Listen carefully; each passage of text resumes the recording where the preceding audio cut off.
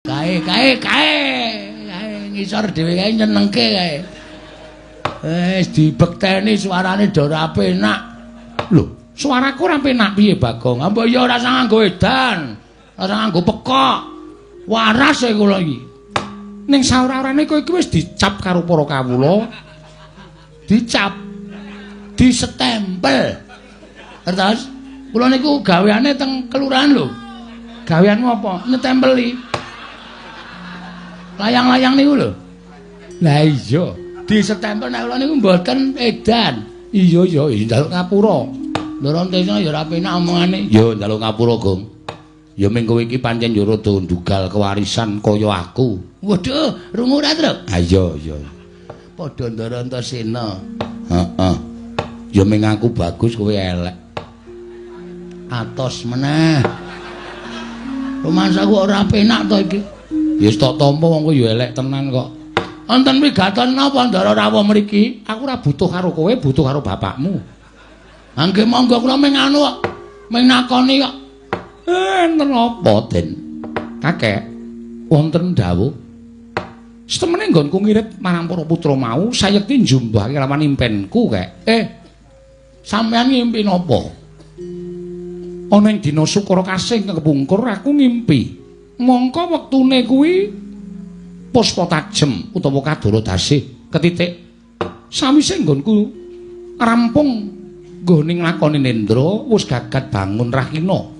Ateges impen kuwi bakal kasunyatan. Ora nyono-nyono Kakek Semar kuwi kaya mangku Sang Hyang Candra. Soroting Sang Hyang Rembulan nalika semono nganti tekan pasuryaning Kakek Semar dadi mencara mawa cahya sapa ing caketan tumuli entuk soroting saka Kakekne Semar kaya entuk daya kekuatan ingkang linuwih.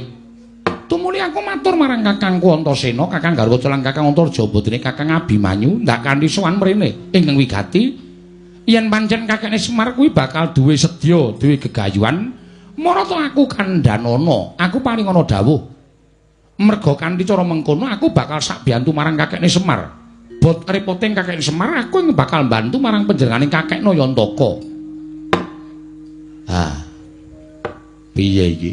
Bloko wae, Pak. Pun, bapakne wau sedyane bapak sing mangendikae kali kula diblakake ndara-ndara niki. Sinten ngertos ndara-ndara niku kersa mbiyantu bloko mawon, Pak. Mboten apa-apa, mboten ajeng duka niki anak-anak niku do ngerti kok niki pinter-pinter kok. Kula niki mung prihatin karo kahanan negara Ngamarta. Sampeyan mbok menawa ya prisa. Wong sampeyan niku dadi nom-nomaning negara Ngamarta. Ngamarta niki sakniki akeh wong sing padha regejegan. Ngamarta katone wis ora tentrem, morale kawula Ngamarta wis rusak. Ilang tabeting rasa kamanungsan wekasan nek nganti rusak ing para kawula menika mangke ngembet dhateng negari Ngamarta. Tan wurunga Ngamarta badhe rubuh. Nek Ngamarta rubuh kula sing didukani dening para dewa sebab kula menika minangka dados pamong. Mula kula kepengin bangun kayangan. Lho. Bangun kayangan piye? Bangun kayangan piye, Kek? Bangun kayangan mboten bangun wujuding papan ingkang magrong-magrong kados kayiwangan mboten. Ning bangun morale para kawula, mujudake negara ingkang adil, makmur, warata, tias bagya mulya, mujudake praja ingkang ayem tentrem, tunggal rasa cipta lan karsa sarta karyane. Sami-sami pitados dhateng pernataning hukum negara Ngamarta, wekasan gesanging para kawula, sami majinamatan daya dinayan, tetunggalan manunggal, sayuk rukun hangangkat derajating praja Ngamarta den jagat Dewa Bathara. Ya jagat Mahestungkara. Yen to pancen kaya mengkono gegayuhaning Kakekne Semar kuwi becik, ya ngono to Kakang Antasena. Heeh. Lah terus kersane Kakekne Semar kula wau matur kali anak-anak kula. Syarate Pandhawa mundi pustaka Jamus Limasada kedah rawuh mriki sinuwun Ndarawati minangka dadi pujangganing Pandhawa.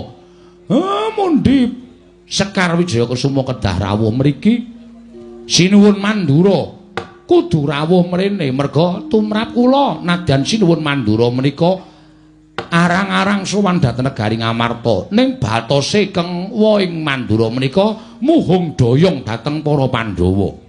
Mila Ndara Anak kula gareng kula dawuh supaya mboyong sinuwun Ndarawati, Petruk pun sagu mboyong para Pandhawa, Bagong pun sagu mboyong sinuwun Mandura. Ning merga saka anak kula niki nek duwe kesaguhan ming saguh teng ngarep perkara kelakon lan orane niku durung karuan mengke. Mula gandeng sampeyan rawuh mriki nek upama lho sampeyan niku kula suwuni tulung pripun? Lha coba kula tak nyuwun pangandikanipun Ndara-ndara kula lancur-lancur Pandhawa.